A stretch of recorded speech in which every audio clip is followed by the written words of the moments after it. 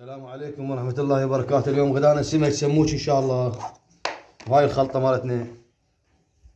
هاي الخلطة ثوم وليمون ومعجون. اليوم سمك سموك، اليوم جمعة والصلاة على محمد وآل محمد. وهاي الخلطة مال السمك سموك، خليه تتدبل فد ساعتين ساعة ونص وبعدين نشويها إن شاء الله.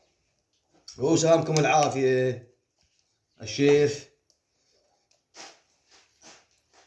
أبو مختلف، الشيف العراقي. انطي لايك واشتراك. صايد حسابنا، صايد والدكم صعدتوه احسن مننا، صايدونا احنا رحمة والديكم. صايدوا هذا الحساب. قناتي اسمها رعد الجبوري على اليوتيوب، اسمها رعد الجبوري. اليوم غدانا سمك سموك.